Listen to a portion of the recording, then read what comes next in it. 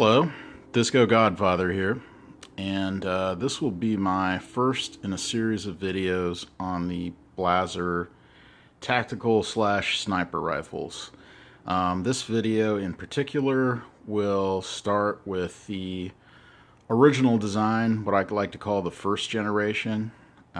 This is an LRS 1. LRS stands for Long Range Sporter. It was the first in the line of tactical and sniper rifles that Blaser produced after SIG Sauer bought them took them over in 1997. And these rifles, their origin actually dates back a few years earlier. And this, for all intents and purposes, is a competition rifle. It didn't start its life as a police or military style rifle. That's what it became later on, but in this generation it was basically limited to competition, and almost all the features on the rifle are related to the types of competition that they were intended for. So that's something that you rarely hear about when discussing these rifles. There's not a lot of information about these things out there, and I'll have a separate video that goes into the specifics of the history of these rifles, and I'll just do a quick overview for the purposes of this video, because I really want to concentrate. This video is going to concentrate on this generation of rifle, its features, what was different from the later rifles, how they accomplished certain things. And you know, these rifles are very rare.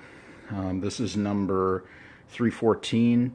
I've only seen serial numbers that go into the hundreds, so I'd say that between 1997 and until the second generation, the LRS-2 and the Tactical 2 rifles were released probably in the late 2000s, early and then late 2000s. This rifle probably has less than 500 examples in the United States. Maybe it's a little bit more, I'm not sure. I've never heard anybody actually guess as to what the actual number is, but I would estimate that it's probably less than 500.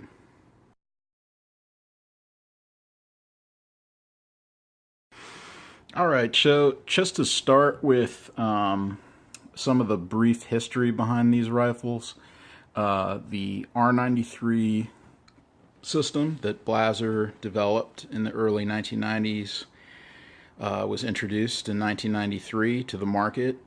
It's basically a modular hunting rifle, and as part of Blaser's original intent for the R93 series, they wanted to get into shooting competitions, and it's primarily all European shooting competitions. And the first two rifles in this series were called the UIT and the CISM, and those rifles are extremely rare in the United States. I've seen a few UITs, but I have never seen a CISM. I know that some people have them up in Canada.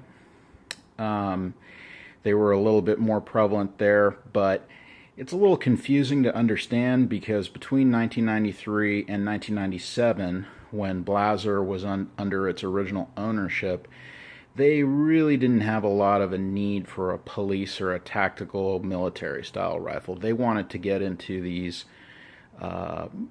shooting competitions, and the two shooting competitions are called, the first one is called UIT, which is essentially, that's not the name of the competition, but it's a type of competition. It's put on by ISSF, which is one of the biggest European sanctioning bodies of shooting sports. They're in the Olympics and all that kind of stuff. And UIT stands for Union Internationale des Tirs, and they were essentially the parent organization or the ancestor of the ISSF. And what ended up happening is that The UIT was debuted in 1993, and basically it was a 300-meter competition rifle. And it's very similar in the United States probably to the NRA high power series, in which you have you start from a prone position, then you go to a kneeling position, then you go to a standing position. And it's a 300-meter competition, and it fired without the use of a magazine. It was essentially a single shot setup. So all UITs, at least originally, the ones that were sold in Europe between 93 and 1997, came with a single shot magazine. The CISM is a little bit different. It's a similar competition. It's another prone, kneeling, standing competition. CISM is essentially a organization called the International Military Sports Council, and they are an international sanctioning organization that does all kinds of really weird military-themed sports, and shooting is just one of them. They jump out of planes. They do all kinds of strange competitions that are related to military activities. And for all intents and purposes, the UIT version and the CISM version of this rifle were exactly the same, except for the fact that the CISM came with some slightly different accessories, and it fired from a 10-shot box magazine.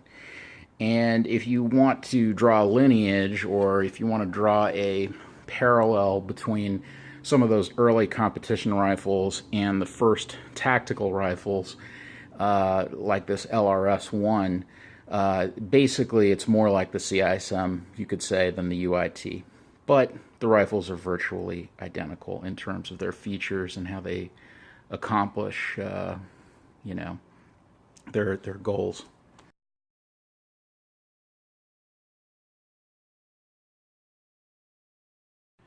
So the UIT rifles, they will pop up from time to time in the United States. Essentially what ended up happening, if you go date by date or year by year with these rifles, from 93 to 97, they were primarily sold in Europe, and they were either sold in the UIT single shot or the CISM 10-shot versions. And what ended up happening was when SIG Sauer bought Blaser in 1997 and took it over, they decided to move the line into the tactical world, because that's what SIG Sauer was interested in. They were interested in that market, and they were convinced that this rifle had a future in especially the police world. They thought it would make an excellent police sniper rifle, and it did. It actually sold very, very well, and there are many, many, many different countries, including the United States, that have police forces that used these rifles in their first generation form. It's unclear as to when that exactly started. My theory is that the UIT and CISM competition guys, who are a lot of, it's just like NRA high power. Who are the guys that shoot NRA high power? Well, you're going to have a lot of ex-military or current military, a lot of ex-police officers or current police officers, and they saw these rifles in their various competition disciplines in Europe and started to ask questions about, hey, is this available? Could my department buy this? Could my, military buy this? And that led to a lot of interest. And when SIG Sauer took control of the company in 97, they made the strategic decision of putting their development resources into marketing this completely as a military and a tactical rifle. And it could have started before 1997. I'm not 100% sure on that. Maybe what ended up happening was a few military and police managed to convince their departments or their units or whatever to buy early versions of these rifles. And one thing that's interesting to note is that so after 1997, the first kind of stage that SIG decided to undertake with these rifles was to take UIT rifles, rebadge them as R93 tactical rifles and LRS rifles, and sell those directly to people in the United States through their dealer network. And that's why in the United States you will see quite a few early rifles. Probably they were sold between 97 and about 98 and 99 that were not yet rebadged LRS. They actually remained UIT, even though on the boxes that they were sold in the literature, and that the gun dealer that was selling the rifle to you would have referred to it as an R93 tactical, not a UIT. I don't think anybody knew what UIT meant in the United States, and it was way too long of a conversation, so Blaser just kept the UIT moniker and sold it as an R93 tactical. Later on, this rifle was probably made in about 98 or 99. They rebadged to LRS. You will never see one of these name badges that says model R93 tactical or TAC or something like that.